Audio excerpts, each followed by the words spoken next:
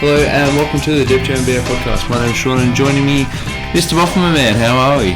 I'm good. It's good to be back in the saddle. Yeah, back in the saddle with 2 feet on the floor. You feel grounded, don't you? I feel so grounded. Shoes off, toes in the dirt. Really feeling the nature flow through me.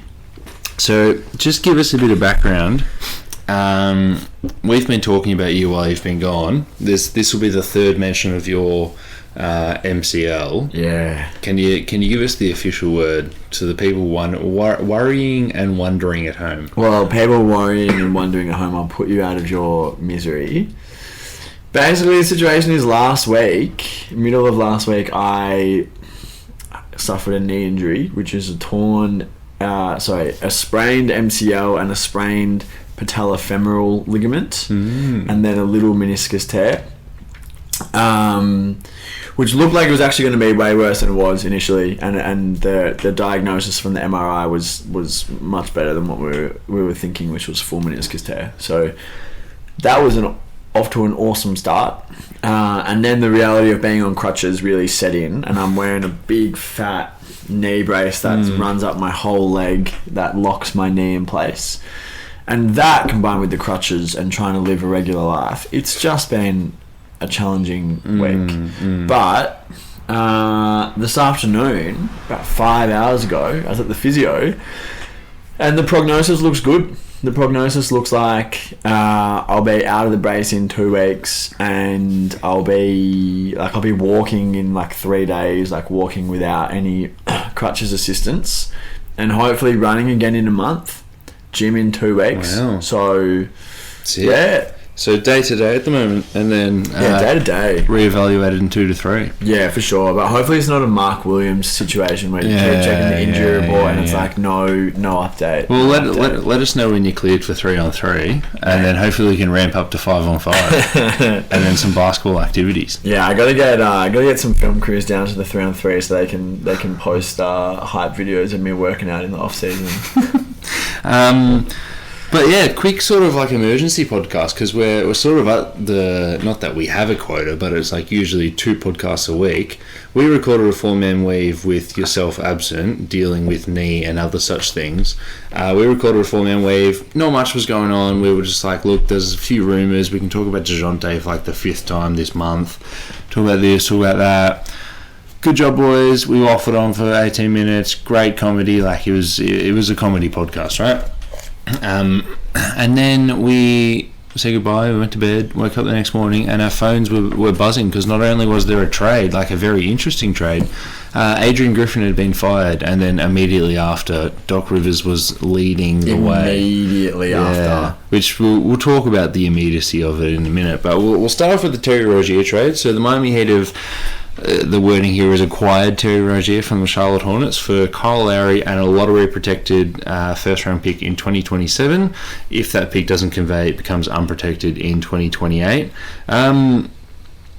This is interesting. It's very interesting. This is very interesting. The Miami Heat have been big game hunting for a very long time now.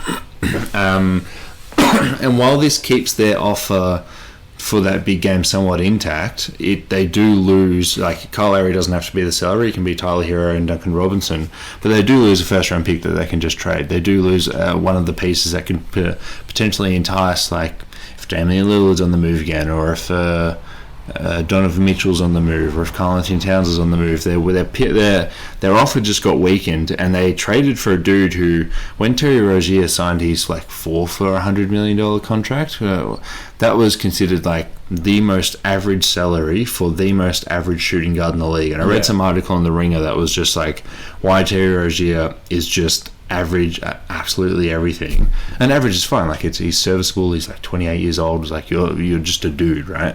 And they've done it. And why have they done it, Dante? What do you think, or what was your first reactions when you saw the trade? Well, I think they've done it for 2 reasons, and one of them is cap sheet related, and one of them is on the court related.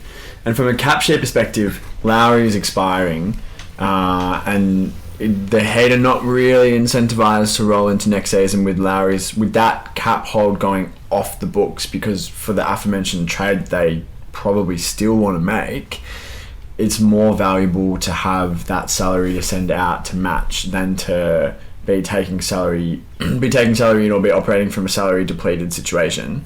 So bringing Scary Terry in, who has, I think, 1 year after this one and then another year after that, that's mostly guaranteed. So he's essentially got 2 years after this one at like a mid-20s number. He can be, alongside Hero and Robinson, another salary sheet number thrown into whatever trade for whatever player emerges. But I find the most interesting thing, like, this is a really interesting trade because he's kind of underwhelming. It's like, from Miami Heat standards, like the names that they are being connected with, like Dame, like, they wanted to go after Giannis before Giannis signed his extension. It's like they're operating at the top of the pyramid in their trade targets. They got Jimmy Butler when Jimmy Butler was like, an all-star. And here they are trading a first-round pick for like Terry Rozier. A sort of maybe a poor man's Tyler Hero who's 5 years older. Well, we'll get to that. But it's kind of intriguing because I don't think that he's a poor man's Tyler Hero. I think he's actually probably better than Tyler Hero.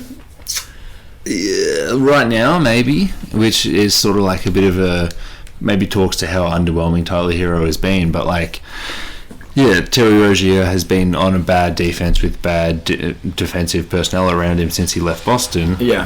So you don't want to knock him too much, but it's like, well, you haven't really done anything. You haven't. But I just think Terry Rozier has played just about the most irrelevant basketball that anyone you could possibly dream up. Like, even maybe outside of Detroit. Because like, at least in Detroit, at least in San Antonio, at least in the teams we've seen over the last 4 years where there's been real strong tanking efforts, Oklahoma City, it's like, okay, there's a guy here who's really good and we're going to like put all of our eggs into the basket of this player developing. You've got Cade, you've got SGA, you've got Wemby, whatever. Obviously, the Hornets have LaMelo, but LaMelo has just been so absent the last 2.5 seasons through injury that often it's like Terry Rozier and like Gordon Hayward's injured and Miles Bridges is like a wife beater and potentially maybe he was going to prison, suspended. Who the fuck is Terry Rozier playing with? Why is Terry Rozier even playing basketball? And it's just been like, I just am inclined to give him the benefit of the doubt in terms of like his output the last few years, where it's like it doesn't matter if he's playing great like he is this year, where he's averaging almost 24 points a game. It doesn't matter if he's averaging 18. It doesn't matter in Charlotte. It just does not matter. And I'm kind of bullish on this idea of, I think Rozier is more physically talented and more athletic and a better defender than Tyler Hero, and I'm bullish on seeing what he's like inside Heat culture. Can he be like a good like, I kind of think he can be like a good perimeter defender playing for the Miami Heat. Like, I would never have said that about 20 of the teams in the NBA, but it's so situation dependent for Rozier, especially because he, maybe not so much anymore because he's been toiling in obscurity, but he kind of had a bit of a reputation as like a me first kind of guy, like wanted a bigger role than he'd earned, not always prepared to put in the hard work on D. Like, that kind of stuff just gets stripped back when you're playing for the Miami Heat. And like, how many guys have we seen go there and be like, oh, okay, this guy's actually like a pretty decent I'm also equally as bullish, and it's like, we're obviously having the conversation where it's like, okay, well, him or Tyler Hero, like, does this mean one of them has to leave? But like, for today, and he played today, I think he had 9 points, hit 1 3 and whatever. It wasn't a great game, but for today, he's better than Kyle Lowry, and for next season he's better than Kyle Lowry, and for the Heat, for the Heat who might want to have that salary open for a big game hunting in the future, he's definitely going to be a better player, and he's definitely at least going to be under contract for 2 more years, so that helps as well. I'll just mention his numbers. I know you just said that his numbers don't matter because he's been toiling away in obscurity, but career high 23.2 points, 3.9 rebounds, and 6.6 assists this year. That's coming in a season where LaMelo Ball's played, like, I'm going to guess, under 10 games, right? I think it's really interesting. I do want to see what Heat culture can do, because when he was coming off the bench for Boston, he was supposed to be a good defender, and it's like, well, you're never going to crack into that rotation with the Jays. I mean, in his rookie season, in his young years, Tatum was at least playing the 2 and the 3, not the 3 and the 4. Jaylen Brown was obviously a 2. Marcus Smart was ahead of him, doing very similar things to what Scary Terry should have been doing. So I'm interested to see if he can get back to it. And I think it is a good trade. But one thing I do want to mention is that the money savings that are going on here, like they are saving nearly like $6 million in just making this trade, and it could just be that you want to keep that money on the books for next year because you're not going to have any free agency chances. I think this team's like up against the cap, just deleting Kyle Lowry's salary. Yeah. But they are saving money, and they have ducked below the second apron, which might have implications if someone gets bought out, like Gordon Hayward. They'll be able to sign Gordon Hayward or someone like that. Well, it also has implications for like if they strike out in the next 2 weeks leading up to the trade deadline. If they can't get anything going on any of their targets, they can just kind of be like, okay, we'll pivot, make a small trade, and be like, solidly under the tax line, but we're not going to be worrying about it. Yeah. Many things can be true at once. What I think is indisputable is that he's now the best guard on the Miami Heat, if we're saying that Jimmy Butler is a wing. And he's better than Kyle Lowry. Yeah. And the pick that goes out, is like if that pick conveys in 2027, top 14 protected, lottery protected, awesome. Yeah. No worries. If it doesn't convey in 2027 and it rolls over, then okay, now you might have a problem, because if it doesn't convey in 27, it means that the Heat are outside the playoffs, and if then they're knowing an unprotected pick, it's like, okay, well, will we in 5 years' time be like, holy fuck, they traded that pick that ended up being number 4 overall in that draft for Terry Rozier. But right now, like, Terry Rozier is like a good, like, above average starting level guard. Yeah. And he's playing. He's average. But I mean, but since when are we listening to The Ringer? I mean, I still do, but okay. He's playing really well. He does a lot of things that Lowry no longer can, and that Hero never has. I think the only thing that Hero has on him offensively is jump shooting, and don't get me wrong, Hero is a way better jump shooter, but Hero's shot selection is also probably just as iffy as Rozier's, just in like a different way. Also, if Hero is going to jump into All-Star consideration, maybe even All-NBA, it probably would have happened by now. Like, he's had so many opportunities. Yeah. But I mean, that was the thing. Like, he was the prospect to do it. Yeah, I mean, Hero just kind of came in as a starter, averaging close to 20 points a game, and he's just been doing it. A few years later, as a starter, he's averaging close to 20 points a game. He's shooting the same splits. He's shooting the same number of times. Like, it's not happening. And like, to wit, like, he's not even, he's shooting 40% from 3, but he's not really one of these guys that's like efficient volume scorer. He's shooting 19 times a game, is averaging 22 points. Like, doesn't get to the line. Like, I agree. It's like, if it was going to happen, it would have happened by now. Would have happened. And Rozier gets to the line. Rozier pressures the basket. He's little, so he's not like an amazing finisher, but like, okay, that's kind of what you want in your guards, particularly when all the role players on this team are good shooters. Yeah.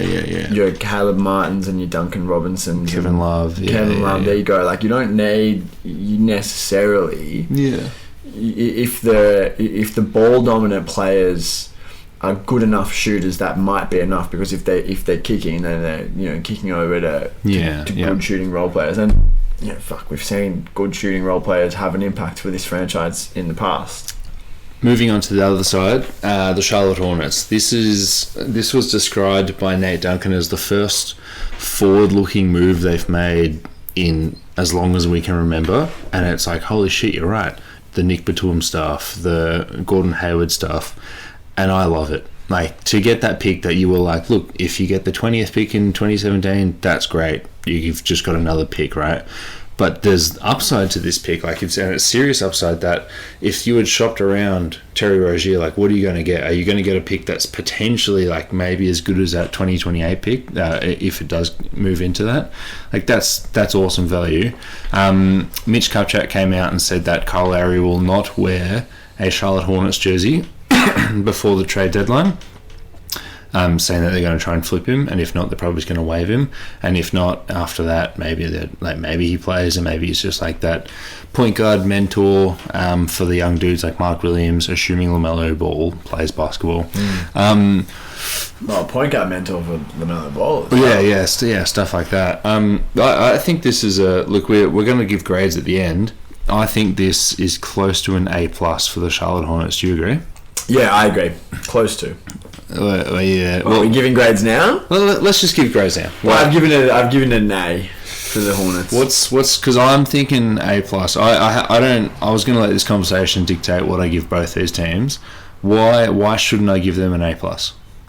No reason. If you want to, you should. No, but is it flawless? Like, what's the? No, well, yeah. I mean, it kind of like it. Yeah, the trade itself for Charlotte kind of is flawless when you look at it through a limited scope, because I think even if Lowry leaves for nothing, you got a good asset, right? And you've cleared some cap space for next season because Lowry's expiring. You waive him or he plays 30 games and then he walks, whatever, it doesn't matter. You got the asset. And it signifies maybe, like, are they going to start looking to move off their other big salaries and do a proper tank? Which you would say awesome is a forward-thinking move. Yeah. But I guess that's why I say the trade itself is an A+.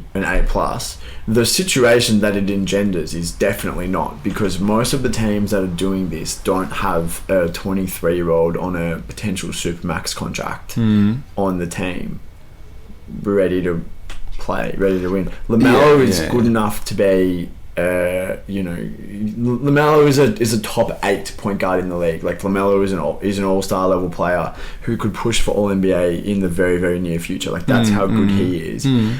Stripping down and trading away Hayward and trading away Bridges, and Washington's been on the trade block all year. Like, stripping down the team that he has kind of come up around, granted they haven't been very good, it's going to be unpalatable for him, the direction that this trade indicates that they're going. Yeah, but judging the trade itself. But they've had this team and they haven't gone anywhere. Like completely nowhere. I guess maybe like I would hold off my A+, just waiting to see if they can move Kyle Lowry again. If they move Kyle Lowry for a second, sick. Like that.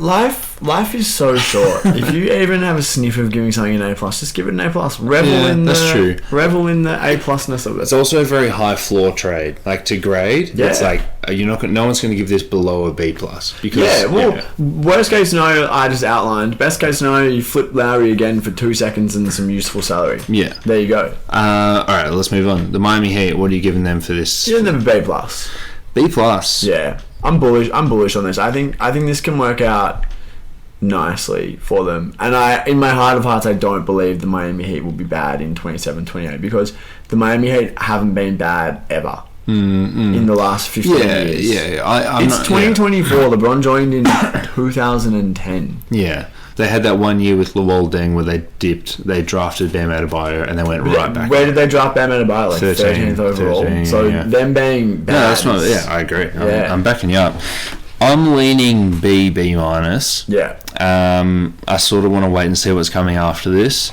If there is a bigger move, or if this is just keeping the powder dry for if they are going to make a move next year. But I don't think they can make a move next year. Like, yes, they keep the salary, but they've given up a pick where if Donovan Mitchell says, I want to go to the Heat, they go, okay, well, what picks do they have available to trade? Now, all of a sudden, one of their picks is gone. So when Orlando comes up and says, we'll give you 5 picks for Donovan Mitchell, Miami, I don't have it in front of me, I'm going to guess it's 3. Like, how many future obligations are they out? They're out -1 now. But I'm just like you, I'm really interested to see what he looks like on this team. And what he looks like on this team fully healthy. He's also played in the playoffs. You know that he's good in the playoffs, and he's just like a very good basketball player. I'm just going to go flat B, not a B+. Couldn't you, Mac, maybe I'm drinking the Kool-Aid, but couldn't you just see, like, second round, like, game-clinching dagger. Yeah. Couldn't you say something like that? Yeah. Like, I don't know. He's definitely... Like, I think even average is an underselling. I think he's a good player. He's like... He's clearly not a point guard. He's a scorer. But who's the point guard on this team then? I don't know that between him, Bam, and Jimmy, they necessarily need one. Yeah. It's sort of by committee. Yeah. And like, I suppose the point I'm guard. skeptical. Well, yeah. I'm skeptical of the point guard by committee approach in general, but I think those three are good enough playmakers that it shouldn't matter. And like in late game situations, the ball will be in Jimmy's hands. Like we kind of know that. That's how this offense goes. And at least Scary Terry can catch and shoot when Jimmy does that. And like give him 2 months in a Heat uniform, and I'm convinced he'll be like actually trying on D. Yeah. Well, give him 2 months in a Heat uniform. There's Coltrane underneath the fucking logo. Those uniforms are so bad. Can you? I don't hate the uniform. I hate the court.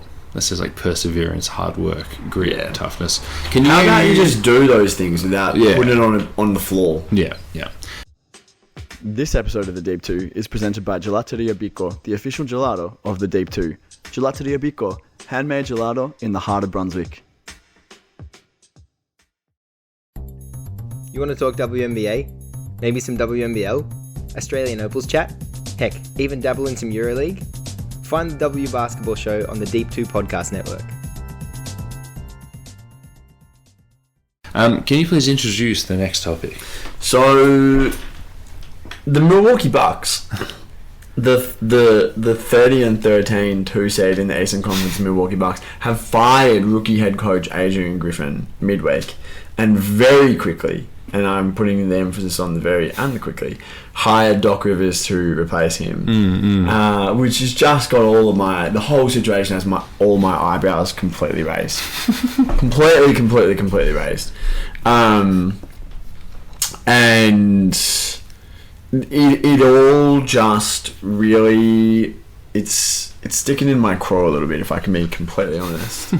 So Griffin, maybe one of the more obscure coaches in the league. He's a long-time assistant, 15 years, 5 different clubs, has a reputation as defensive assistant, and the last 2 stops he was in, he was like the defensive coordinator, like, creating the scheme and implementing the scheme and all of those sorts of things. So he's got pedigree.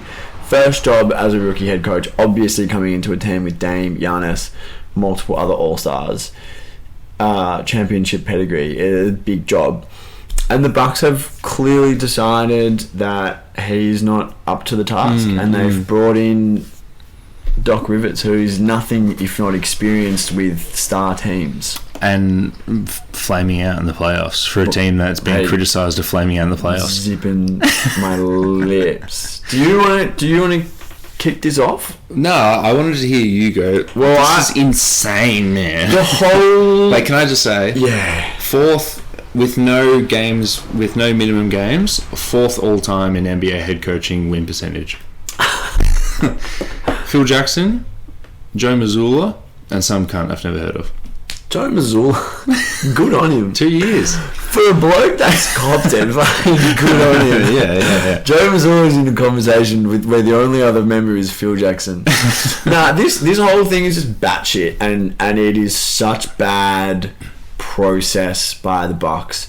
Who would you rather have? Would you rather have Mike Budenholzer or would you rather have Doc Rivers? Yeah, you'd rather have Mike Budenholzer. I'd rather have Mike Budenholzer, man. 1,000,000 times over. So if I can just start you then at the start of this, they've decided that they're flamed out in the playoffs. They've decided they need a culture reset. Bud, you're out.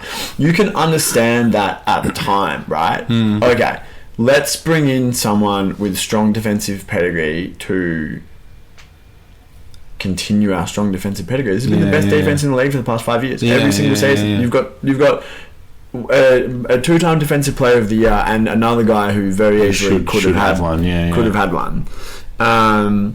You bring in a defensive guy, and then 4 games into the season, the players on the Bucks go to the coach and say, we don't like the scheme you're running, we want to run the old Because scheme. he changed it. He changed it. You know who knew he was going to change it? The Bucks front office, when they said in the interview, how would you run the defense as a defensive coordinator? And he said incorrectly. He said, this is how I would do it. And they said, sounds great, we'll make you the coach. The Bucks, clearly, the front office knew that Adrian Griffin was going to change the defensive scheme. So the ways that you can look at that is either that they were not at all aware of how the players felt about the success they'd had running the defensive scheme and the importance to the players of continuing that scheme, which is a major failing of the front office. Or they undermined Adrian Griffin from the very start after 4 games and failed to back him up and say, give this system time, it will come good. Because you can't know anything after 4 games and a training camp. So they then... Can I just rewind back 4 games earlier? Yeah. Terry Stotts was an assistant coach on this team. Yeah. And he was in there as like, you always need like a veteran head coach backing up your head. Like Steve Nash, when he was coaching the Nets, had Mike D'Antoni as his head coach. Steve Kerr, when he was the head coach of the Warriors the first time, they had Lionel Hollins. Who was the Pels coach in the end? Not Lionel Hollins. Lionel Hollins was the Pels coach for a long time. No, he was the Memphis coach. He was the Memphis coach, yeah. Who was they had that offensive dude who ended up being the Pels coach. It's killing me. It's right on that. This is your territory. I'm blanking on it. So anyway, Steve Kerr had this veteran coach for him, and then they brought in Terry Stotts, obviously Elvin Gentry. Of course. Obviously had a very strong relationship with Damian Lillard. Seemed like a perfect fit. You've just got this veteran mentor, and then the stories have come out a little bit louder now that it's happened. And then I was listening to someone's pod. I think it might have been a Ringer pod, and they were just talking about how that went down. Where Terry Stotts, Adrian Griffin said, "Hey, we're wrapping up training. Let's all come in to have a chat." And apparently Terry Stotts was sitting there with Giannis and Dame, and was just sort of going through a little bit more of the intricacies about their 2-man game, and was just like, "Yeah, we'll get there in a minute. Let's just nut this problem out because it's so exciting. We've got these 2 all NBA guys."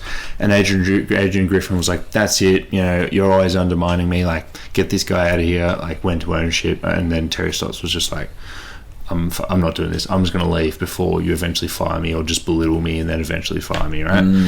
So Terry Stotts was like, I'm out of here. Like, I'm not doing this. And that seemed a little bit... I've got this sheet. I've got this Word doc where whenever there's NBA news that's like a little bit broad and a little bit something to put a tab on, I have it in this this Google doc where I can just like press Control F and just go, Adrian Griffin, what else has he done? That's right. He was just like petrified by having this veteran coach next to him on a team that's got playoff expectations. But I think it's important to note here, Terry Stotts also had a reputation of being like Rick Carlisle North in the sense that he's prickly and he didn't always get along with his front office or his players or media or everyone. He himself is not necessarily a reliable narrator. I don't think that incident, the way that it's been reported, it definitely sounds like insecurity from Adrian Griffin. Yeah. But I don't necessarily think that that we should take that at face value and say that he's gotten rid of this experienced guy. Like, Terry Stotts is someone who's worked with Dame for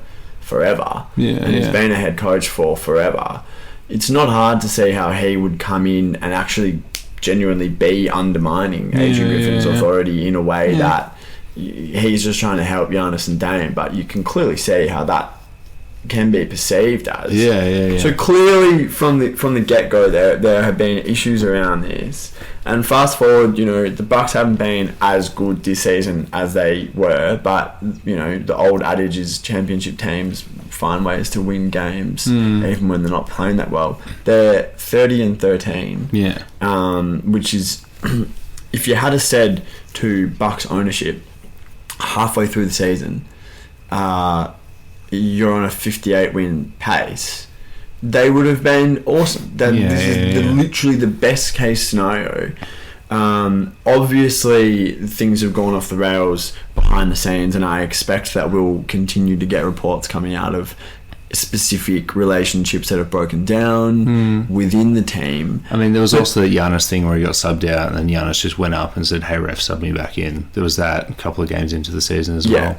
So there's a lot going on, and I expect we'll find more. But then you come to the actual decision of it all. Yeah. You decide to fire a rookie head coach halfway through the season when your team's doing exceptionally well. It's completely unprecedented. Even David Blatt got a full season before he was fired halfway through the season with his team doing really well. This is unprecedented. I can't think of an example of this in modern NBA history. And then the guy that you replace him with is not only is it Doc Rivers, who is just no one's idea of a scheme-oriented, successful postseason coach. Like you want to win the championship, that's the only thing that's acceptable. You don't bring in Doc Rivers. But also, if this was where you were going to end up, Doc Rivers was available when you hired Adrian Griffin. If you wanted someone to come in and manage the star relationships and tell your star players that they're important and tell Dame and Giannis this is how you guys are supposed to play together and keep the defensive scheme warm from your predecessor because you know it works. That's what Doc Rivers has a reputation for. He's the caretaker coach who's good with relationships with the players. That's his reputation. It's not scheme, it's not strategy at all, which is why he keeps falling on his ass in the playoffs when that actually matters. Doc Rivers was available. He hadn't even signed for ESPN yet. If you know that your scheme is so tight-knit and can't be broken unless Adrian Griffin comes in and breaks it for 4 games, then just get Doc Rivers. You've gone through all of this kerfuffle to end up with Doc Rivers when if you knew that you'd fire Bud to end up with Doc Rivers, you probably just wouldn't have fired Bud anyway. Yeah. They just have made missteps at like essentially every point along the way over the last 6 months with this. And I mean, it's pretty unbelievable. I really am staggered by the way that this is all shaken out. Doc Rivers was working with ESPN and doing the occasional media gig here and there. Like he went on a couple of Bill Simmons podcasts and he went on a couple of other podcasts as well. He's obviously just enjoying himself. He's got one of like the cushiest jobs in the world, and like more power to you if you can be an ESPN analyst. Like I'm so jealous, right? One of his side hustles, I don't know if you've heard this, but one of his side hustles was as a veteran coaching consultant as a third party to Adrian Griffin. Yep. He was hired by the Bucks. Which I believe, I believe the Bucks initiated that. So clearly they have seen something or many things in Adrian Griffin's handling of the team behind the scenes, which furthers the impression of, the impression that Terry Stotts story gives, which is this guy's overmatched, this guy's incompetent, this guy doesn't know how to run a team. But it really begs the question again about the reliability of where those reports are coming from and those perspectives, because this guy's 15 years as an NBA assistant. The last 2 stops, he was the top defensive assistant. His name was also listed before he got this job. He was interviewed for big roles. And it's in terms of what you can extrapolate about Adrian Griffin and his temperament and his ability to manage relationships. He wouldn't have got this job if he didn't have a reputation for being good at managing relationships with star players. Because the Bucks are that they've all but said it's championship or bust. They've they've pushed all their chips in. This is the team. They've got Giannis. They've got Lillard. The team is not bringing in Adrian Griffin if he hasn't shown in multiple stages the leadership abilities and the relationship management abilities to do what they want him to do. So then all of a sudden these stories come out being like, oh, well, he was insecure about Terry Stotts and the front office needed Doc Rivers to come in and like really, handle him with kitty gloves and give him some advice and stuff. It just doesn't all pass the sniff test. Yeah. Yeah. Did you see this video that the Bucks posted before their game today? Of everyone dancing around. Everyone dancing, having fun. Wow, that would never have happened under Adrian Griffin. But like all the retweets are just like this. Like imagine getting fired and then you go back. You just have a video of your workplace and everyone's dancing. Your employees are celebrating. It's all very strange. It's highly likely that everyone comes out of this a bit stinky. Yeah. But I just I'm baffled by the process from the Bucks, because just like if this was where you were going to end up, and it's a dynamic, evolving process, you can't know how things are going to go. But if this is where you're going to end up, you're the second best team in the East with you're 1 game, 2 games behind the best team in the East. Like for you to go through all of this turmoil when the success has actually been there, despite the fact that, you know, Dame and Giannis haven't yet like clicked or whatever. They're second in offensive efficiency. They're still doing it. Yeah, they're still good. Their D has been bad for sure. Like you can't get around that. It's dropped off massively. But the team is second in offensive efficiency. So yeah, I mean, you can't really, from a basketball perspective, paint this as some sort of crisis. It's just absolutely not. So it all has to be the behind closed door stuff. Yeah. Final point I want to make, and you can add any final points you want after, and it's a bit of a Bill Simmons-y take, but Giannis the coach killer, ? We've seen Giannis do this a lot now, and Giannis, you know, tip the scales a little bit. There's Jason Kidd, Mike Budenholzer, Adrian Griffin. Maybe was there a coach before Jason Kidd? This is now the third coach that he's done this. There was also a report that, because a lot of people were like, oh man, they interviewed Nick Nurse, and Nick Nurse was looking great in Philly, and then it came out that Giannis was the guy who went to the front office and said, I don't want Nick Nurse for whatever reason. Obviously, his brother, Thanasis, has continued to be gainfully employed for the Milwaukee Bucks, despite not being good at basketball. Giannis not signing a contract extension, saying like, I'm going to flirt with Miami for a little bit unless you make this trade for Drew Holiday, or he signs an extension right after the trade for Damian Lillard. What are your thoughts on Giannis, the coach killer / dude who's just sort of forcing his will a little bit on the front office? I think it's just par for the course with the modern NBA star. Like no front office is going to hire a coach that their star player MVP doesn't want. And Kid didn't do himself any favors in the way that he handled things in Milwaukee. And like, look, you can understand from the Bud perspective. Like, you can understand they felt like it was just time for a change. Like, you can understand that for sure. And this, I mean, we will see, because it is unprecedented. We'll see if unprecedented type details start to emerge that give specifics about what was actually going wrong behind the scenes. Because the reporting that's emerged, I mean, there's been specific kind of instances reported, maybe 1 or 2 of them, but I was reading the Athletics reporting today, and they were at pains to say that all the players got along really well with him as a guy. He's a really lovely guy. Like, he didn't lose the locker room at all. Which comes back to why have you brought in the locker room guy? He's a good guy who's a relationship manager who managed the relationships, but the scheme wasn't working. But then it's like, you knew what the scheme was going to be. Yeah. Because no coach is getting hired without telling the front office what kind of defense he wants to run. The defensive personnel he wants to bring in, etc. So it's like... Yeah. It's either like cowardice or naivete on the part of the Bucks front office. Like, they've either not backed their guy up who they believe in, like the Lakers have with Darvin Ham. Like, LeBron is the ultimate coach killer, and Darvin Ham has somehow succeeded for one and a half seasons and pushed through all of the noise that's been coming out of the LA market about like the Lakers are going to make a coach change. Like, the front office has said Darvin Ham is the guy, the coach is not the problem. Darvin Ham, former Bucks assistant. There might be a little bit of Will Hardy in this, where it's like, oh damn, Will Hardy left as soon as Ime Udoka couldn't be our coach anymore. Or, well, hey, I mean, you're saying a bit of Joe Mazur on this. I didn't hear Will Hardy's name in that list of the winningest coaches of all time.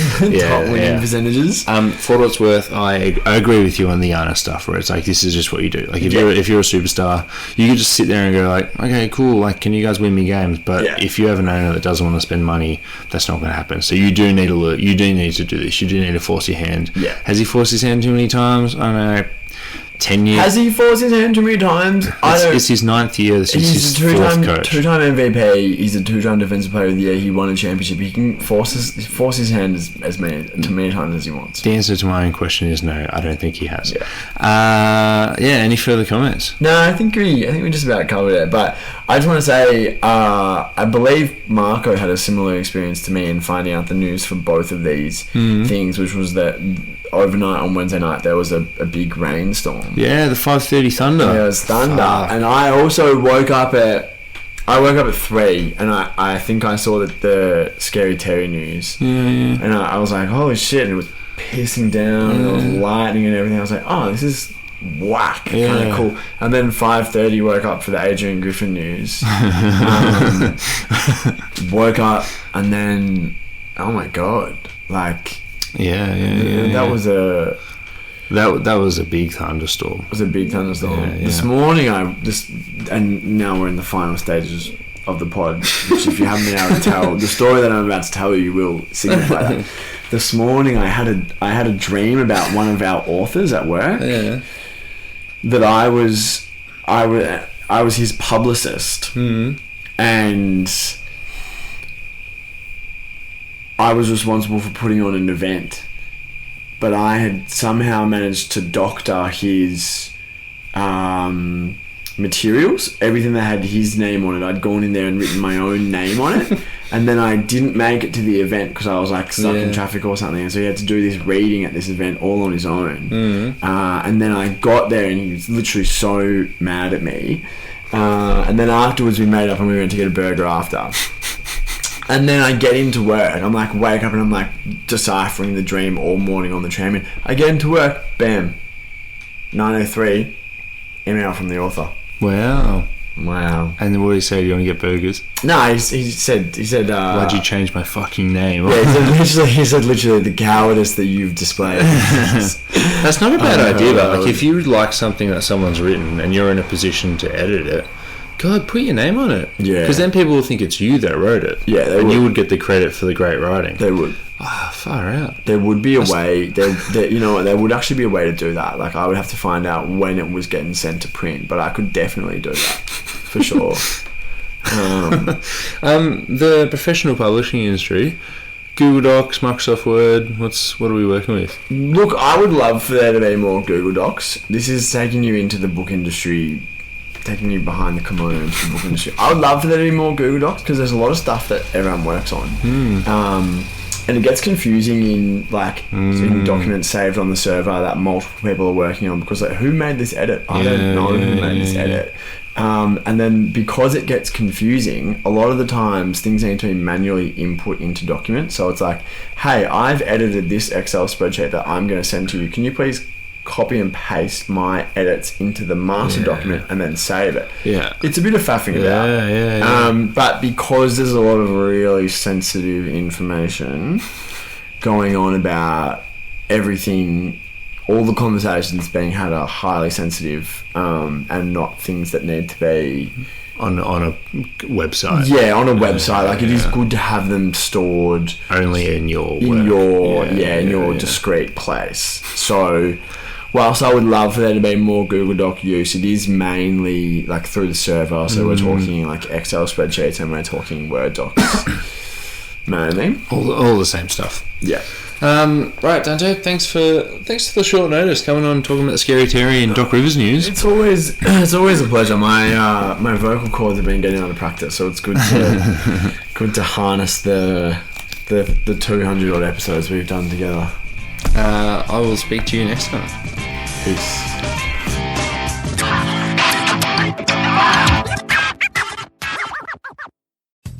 The NBA moves so quickly these days, it's hard to keep up. Shams and Woj are breaking stories left and right, but the Quick Time Out is right there with them to keep you informed on the latest NBA news.